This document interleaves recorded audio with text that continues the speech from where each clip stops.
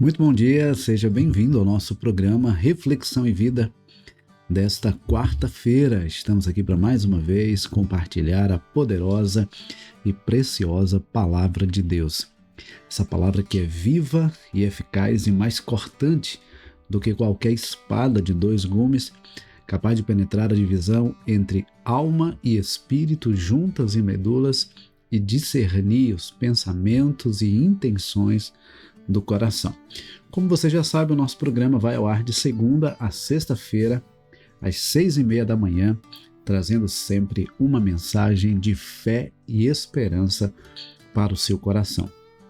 Por isso, se você ainda não está inscrito, se inscreva aqui no nosso canal, ative o sininho das notificações para que você seja notificado sempre que houver um conteúdo novo aqui no nosso canal. E eu sempre peço também para que você compartilhe o link desse programa aí nas suas redes sociais, para que nós possamos alcançar cada vez mais pessoas com a palavra de Deus, essa palavra que transforma, essa palavra que conforta, mas que também confronta, essa palavra que orienta, mas que também exorta, essa palavra que traz vida, essa palavra que traz direção e essa palavra que nos aproxima de Deus, tá bom?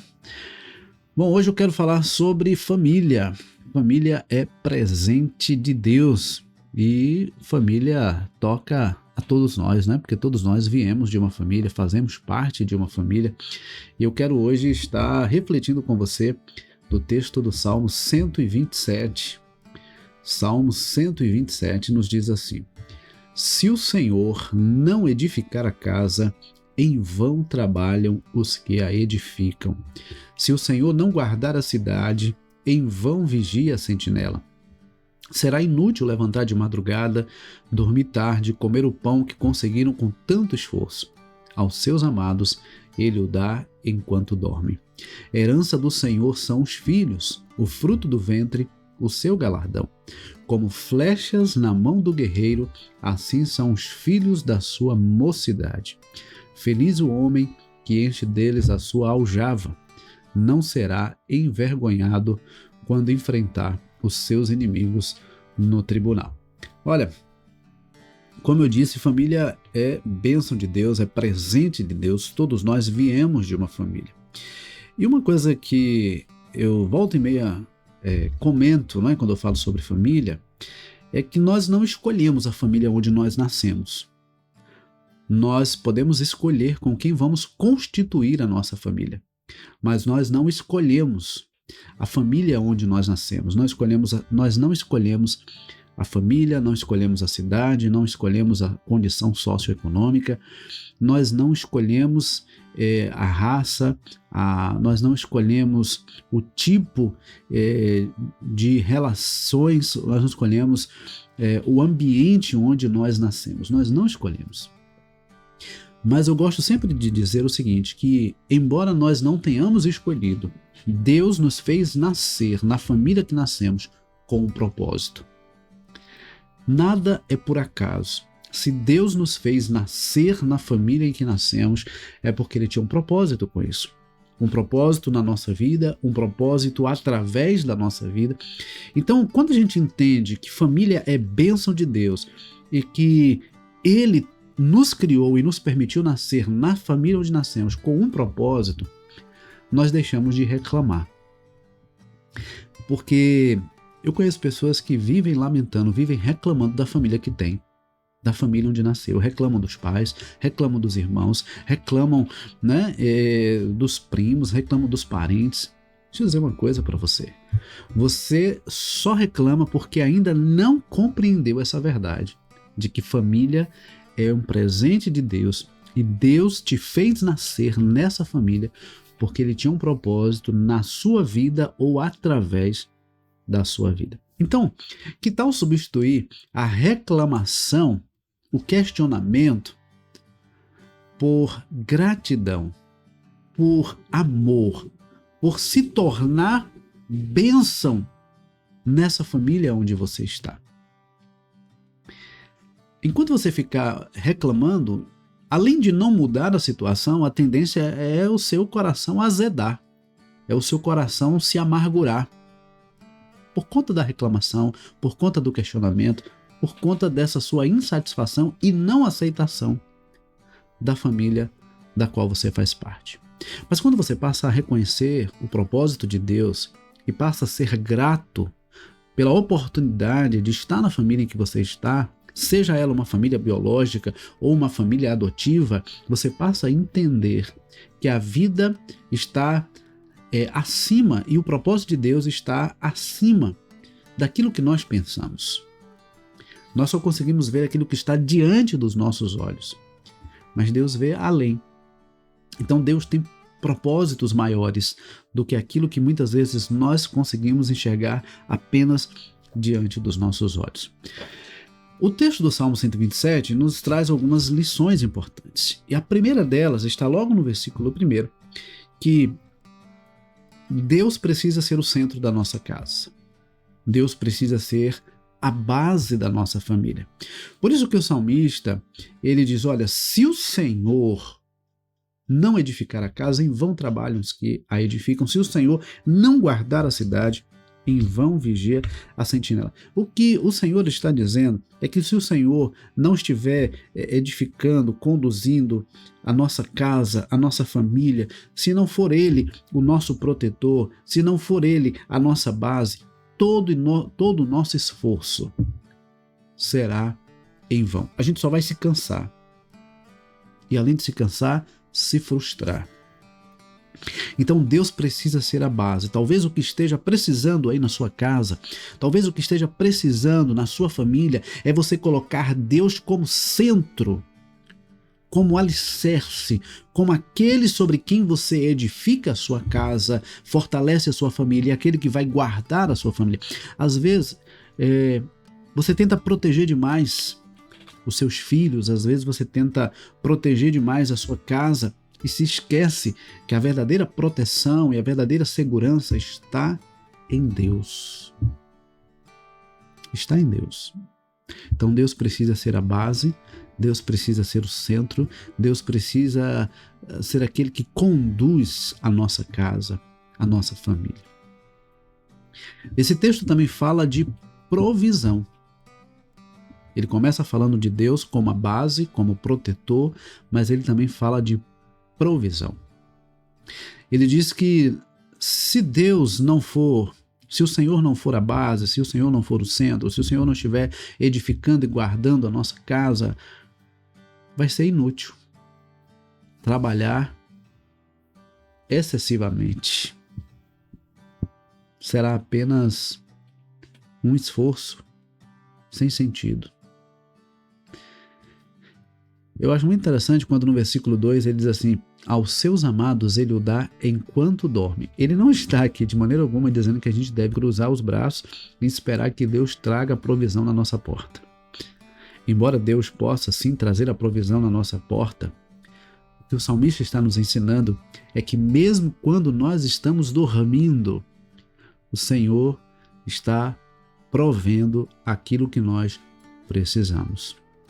Mesmo quando estamos dormindo, o Senhor está cuidando de nós. Eu gosto sempre quando eu oro com os meus filhos à noite, eu sempre uso essa expressão. Eu digo, Senhor, obrigado por saber que mesmo enquanto estivermos dormindo, o Senhor estará cuidando de nós.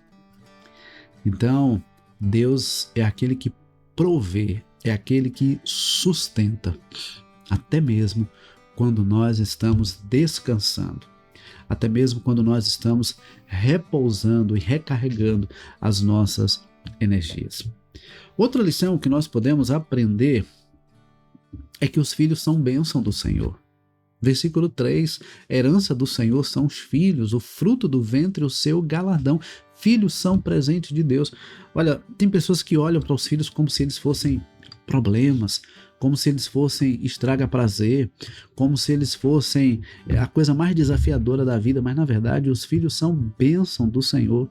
Os filhos são presentes de Deus na nossa vida e nós precisamos ter essa compreensão de que os filhos são presentes de Deus. Então, olhe para os seus filhos como bênção e não como problema. Talvez o problema esteja no fato de você não estar sabendo lidar com eles. E muitas vezes nós não sabemos lidar com os nossos filhos ou com a fase que eles estão vivendo. Mas o problema não está neles. O problema está na nossa inabilidade de lidar com eles. Então nós precisamos buscar em Deus a sabedoria necessária, a capacitação necessária para conduzir a nossa casa, conduzir os nossos filhos, ensinar os nossos filhos. Provérbios 22:6 diz: ensina a criança no caminho em que deve andar, e ainda quando envelhecer, não se desviará dele. O desafio que o Senhor coloca diante de nós, a responsabilidade que Ele nos dá, é de conduzir os nossos filhos no caminho do Senhor. Não é apenas apontar o caminho, é andar com eles no caminho que agrada ao Senhor. Nós somos a maior referência para os nossos filhos. Nós somos a maior referência. As nossas ações estão sendo observadas e muitas vezes copiadas pelos nossos filhos, até inconscientemente. Nós somos a maior referência para eles. E a partir da referência que nós temos sido, a partir do exemplo que nós temos dado, o que será dos nossos filhos amanhã? Nós estamos com a nossa postura, com a nossa maneira de ser e de agir, apontando uma direção. E aí, inclusive, chega no versículo 4, o salmista diz assim: olha, como flechas na mão do guerreiro, assim são os filhos da sua mocidade. O guerreiro, ele não gosta de perder flecha. Ele vai querer sempre acertar o alvo. E para isso nós precisamos direcionar os nossos filhos para o alvo. E qual é o alvo para o qual nós estamos apontando os nossos filhos, direcionando os nossos filhos? O alvo precisa ser Deus, o alvo precisa ser Cristo. É na direção dele que nós precisamos apontar os nossos filhos, encaminhar os nossos filhos. Nós temos que preparar os nossos filhos para que eles possam crescer, possam voar, possam ser maiores que nós, possam realizar muito mais que nós. Então, nós precisamos, mais do que nunca, da sabedoria que vem de Deus. E se hoje nós ensinamos os nossos filhos no caminho do Senhor, se hoje nós apresentamos os nossos filhos a Deus e apresentamos Deus aos nossos filhos, lá na frente nós vamos colher os frutos. Aí no versículo 5 ele diz: feliz o homem que enche deles a sua aljava, não será envergonhado quando enfrentar os seus inimigos no tribunal.